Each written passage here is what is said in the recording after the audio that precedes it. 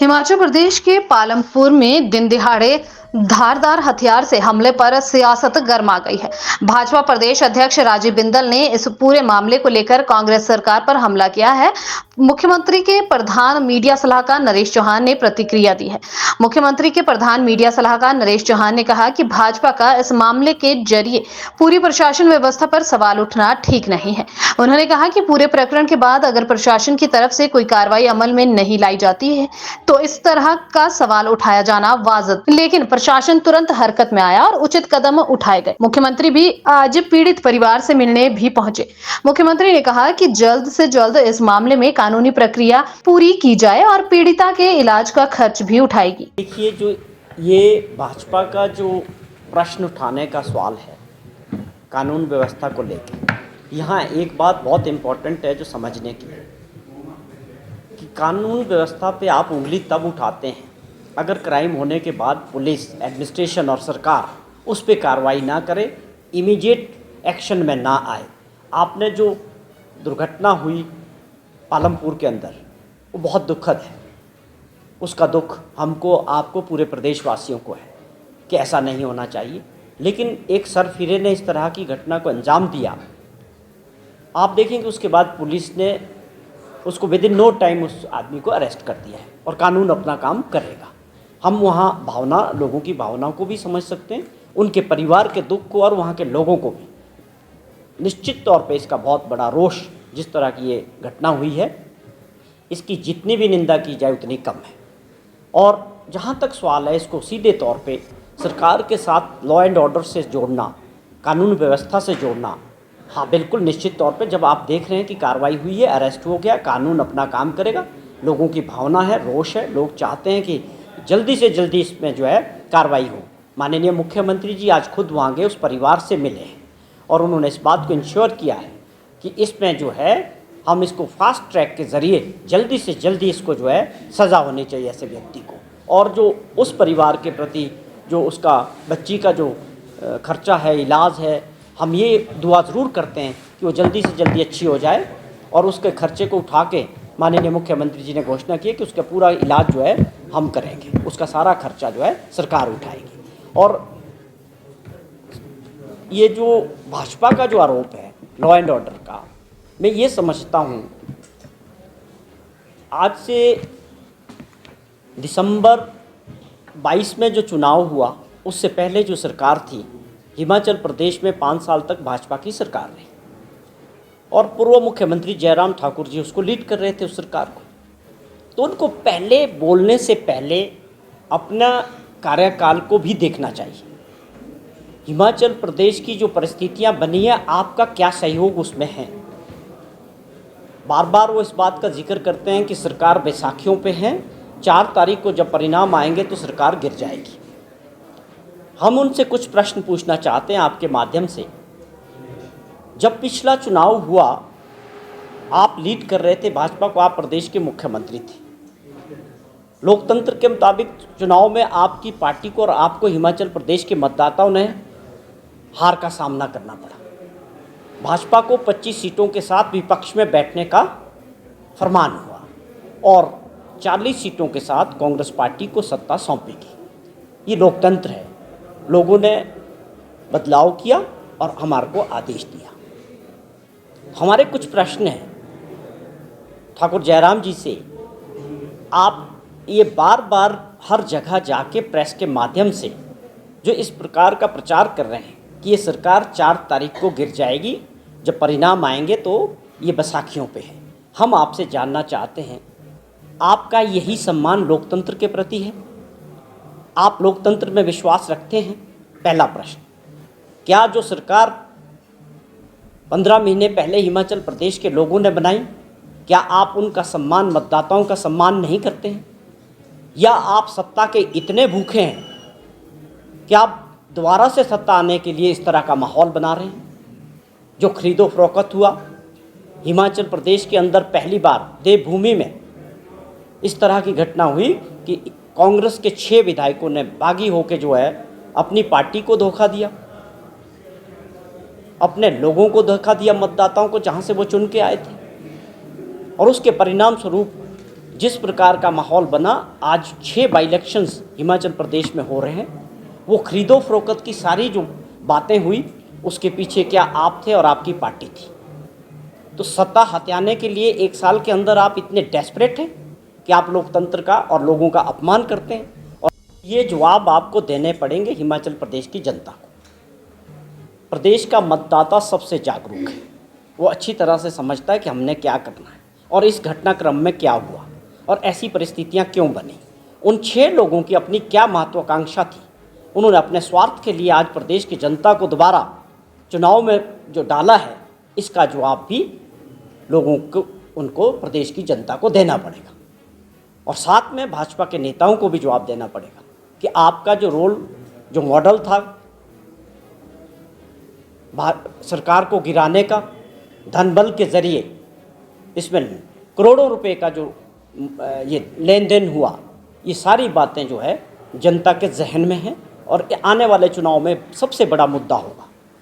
ये बातें आपको देखनी चाहिए। आप इसको बहुत बड़ी उपलब्धि समझते हो कि चुनी हुई सरकार को गिराना, आप इसको उपलब्धि मान रहे हो। प्रदेश के अंदर ऐसा माहौल तैयार कर रहे हो कि लोग जिनको चुनना चाहते हैं उनकी सरकार नहीं चलनी चाहिए। हिमाचल प्रदेश में ऐसी भी सरकारें चली जब 36 लोगों से पूरे 5 वर्ष तक चली और विपक्ष के लोगों ने विपक्ष में रह के लोगों की सेवा की। कभी ऐसा माहौल नहीं रहा कि जो सत्ता में लोग हो उनको सरकार को तोड़ने के लिए, ये पहली बार ये मॉडल जो है भाजपा ने हिमाचल प्रदेश में लाया। और मुझे पूरा यकीन है कि प्रदेश के लोग इस मॉडल को पूरी तरह से फेल करेंगे और इसके पीछे जो लोग हैं जिन्होंने ये सब कुछ किया है उनको किसी तरह से नहीं बख्शा जाएगा। ये जनता का मूड है जो आज तक हमारे पास फीडबैक है चुनाव के बाद। जहाँ तक सवाल है ठाकुर, उनको एक प्रश्न हमारा ये भी है, क्या हिमाचल प्रदेश पहला ऐसा राज्य बना जिन्होंने ओपीएस अपने 1,36,000 सरकारी कर्मचारियों को दिया? क्या जयराम जी इस बात को डिनाई कर सकते हैं कि नहीं मिल रहा है या ओपीएस लागू नहीं हुआ हिमाचल प्रदेश में? क्या इस बात को वो मना कर सकते हैं या वो एक्सेप्ट करें कि हिमाचल प्रदेश में ओपीएस मिल रहा है? लाखों कर्मचारी आपके समय में 3 साल तक सड़कों में प्रदर्शन करते रहे। विधानसभा का घेराव धर्मशाला में भी और शिमला में लाखों कर्मचारियों ने किया। तब आपने उनको कोई टाइम नहीं दिया, मिलने का नहीं दिया, उनकी समस्याओं को नहीं सुना। हमारी पार्टी ने प्रॉमिस किया और सरकार ने पहली कैबिनेट में उस फैसले को अमल किया और आज लोगों को जो है पुरानी पेंशन के तहत पेंशन मिल रही है। तो आप इसको किस नज़रिए से देखते हैं? अपना और अपनी पार्टी का जो आपका ओपीएस पे जो स्टैंड है वो क्लियर करें प्रदेश के सामने कि आप ओपीएस का विरोध करते हैं या आप इसका समर्थन करते हैं, या ओपीएस हिमाचल प्रदेश में मिल रहा है या नहीं मिल रहा है। आप जो लोगों को गुमराह करने का काम कर रहे हैं, अपनी और अपनी पार्टी की स्थिति इस मुद्दे पे जो है मुझे लगता है जयराम जी को स्पष्ट करनी चाहिए। ये भी कहना है राज्यसभा की हार। स्वाभाविक तौर पे आप समझते हैं कि लोग ग्राम पंचायत का प्रधान भी बनना चाहते हैं, वो भी कितनी मुश्किल से बनते हैं। अगर विधायक बने हैं, पार्टी ने आपको टिकट दिया, पार्टी ने आपके पीछे ताकत लगाई, कार्यकर्ताओं ने आपका काम किया और आप जिस क्षेत्र से चुन के आए वहाँ के लोगों ने आपके ऊपर विश्वास किया। आपने उन सब बातों को जिस प्रकार से इन विधायकों ने लोगों का विश्वास तोड़ा, मुख्यमंत्री जी को विश्वासघात किया, साथ डिनर में साथ चलते रहे, 14 महीना अपना काम कराते रहे। उसमें कुछ इंडिपेंडेंट विधायक भी थे जो पूरी तरह से मुख्यमंत्री जी से अपने इलाके के क्षेत्र के काम कराते रहे। लेकिन आप सीधे तौर पे ये कह सकते हैं कि इन्होंने धोखा दिया। और उसके पीछे क्या कारण रहा, मैंने अभी बताया कि वो मॉडल था कि किस प्रकार जो है चुनी हुई सरकार को गिराना था। उसमें धनबल का सबसे बड़ा उपयोग हुआ। ये बातें आई भी हैं सामने और अभी इन्वेस्टिगेशन है, केस चल रहा, आएगी। फिलहाल ये सारी चीज़ें जनता की अदालत में चली गई और जनता जिस प्रकार से पूरे देश के अंदर हमारा हिमाचल प्रदेश का देवभूमि का नाम खराब किया इन लोगों ने, उसका जवाब जनता इनसे ज़रूर लेगी। तो हिमाचल प्रदेश के मतदाताओं द्वारा चुनेंगे और जिस सरकार ने और माननीय मुख्यमंत्री जी ने 14 महीने के अंदर जिस प्रकार से अपनी लोगों के बीच काम किए, जो वादे किए तो उनको आगे बढ़ाया 5 गारंटियों के थ्रू, जिसमें हमने कहा ओपीएस को लागू किया जो बहुत मुश्किल काम था। जिस प्रकार की आर्थिक स्थिति थी जयराम जी का जो मॉडल था 5 साल तक केवल लोन लेके डबल इंजन की सरकार को चलाने का, आप समझें कि खजाना खाली था और लोन लेके सारी लाइबिलिटीज़, चाहे आप बात करें 6th पे कमीशन की थी या ओपीएस अपने पेंशनर्स की थी, सरकारी कर्मचारियों की थी 12,000 करोड़ रुपए की, 76,000 करोड़ रुपए का लोन था। इस हालात में तो आप प्रदेश को छोड़ गए थे। उसके बावजूद हमारी सरकार ने और मुख्यमंत्री जी ने आपदा के दौरान जो काम किया और उसके लिए जिस प्रकार से पूरे देश के अंदर हमारी सरकार को और मुख्यमंत्री जी को लोगों ने सराहना की, उसमें बड़े बड़े नाम हैं। इन्हीं के बड़े नेता पूर्व मुख्यमंत्री शांता कुमार जी थे, उन्होंने इस बात को लेकर तारीफ़ की। उसके अलावा बहुत सारे वर्ल्ड बैंक के डायरेक्टर्स थे, नीति आयोग के वाइस चेयरमैन थे। इन सभी लोगों ने जो है आपदा के दौरान प्रदेश में मुख्यमंत्री द्वारा और उनकी टीम द्वारा जो काम किया गया उसके लिए सराहना की। लेकिन आप विपक्ष के नेता थे, आप बताएं कि आप आपदा के समय आप और आपकी टीम कहाँ रही?